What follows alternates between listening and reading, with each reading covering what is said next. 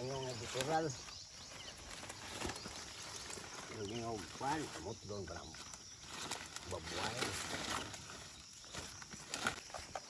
Ano?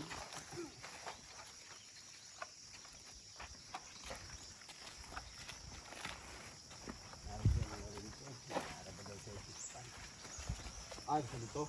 Apit ko naman sa dito. Wala, may lalaki. Agi po yung ako ito.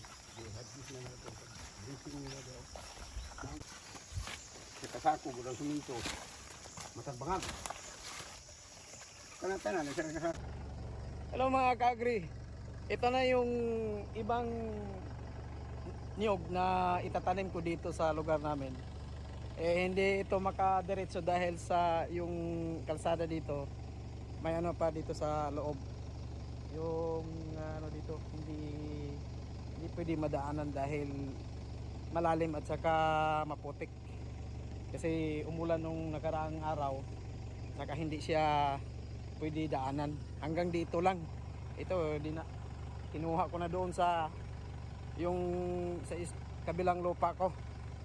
Kasi kulang dito ngayon, kulang dito itatanim. Kailangan kailangan kunin ko to, ilipat dito. Ay nandoon, okay pa naman, mayroon pa namang maliliit kasunod nito.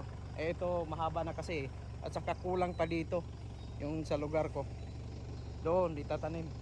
Doon sa likod, saka dito sa likod. Yan ang ano pagtaniman ko. Ito nasa tinanim namin kahapon. Ito doon banda 300. Kailangan pa ng 200 para dito. At saka doon sa kabila. Yan hinakot ko na galing sa doon sa bahay ko. Dito sa farm ko ngayon. Itong farm ko ngayon, yan. Taniman ko lahat ng coconut or nyog. Ito'y isang takunan at saka dwarf. Pero parehas lang sila maiksi. At saka 4 na taon approximately namumunga na yan. Makapag-harvest ka na. Mula ngayon mula ngayon.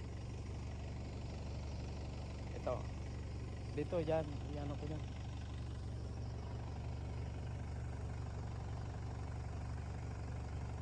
Hanggang dito lang. Hinihintay ko pa yung maghakot. Yung dito. Kasi nandoon sila sa kabila. Hindi marinig. Tawagan ko pa. Sige mga ka-agri. Maraming pong salamat. Don't forget to subscribe my channel OFW Agri Farm. Ito yung mga tanim ngayon dito. Mga ka-agri. Umpisa na. Nandoon. Yun. Nandoon. Yung layo nito 6 meters. 6 meters doon, 6 meters dito. Ito, meron na. Nakita nyo. Hindi lang nilinisan dahil mas maganda tong hindi malinis dahil kakaumpisa pala ng tanim. Kaya once na lalaki na to, ito'y isprehan na ng pagpatay ng damo. Ito, kompleto na yan dito. Yan o.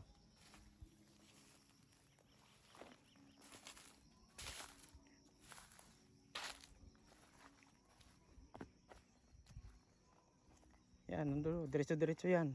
Mga tanim na ng 6 meters lang ito mga kagri. 6 meters ang layo, kwadrado. 6 meters by 6 meters. Yung layo nito. Kaya hanggang doon yan. Paikot.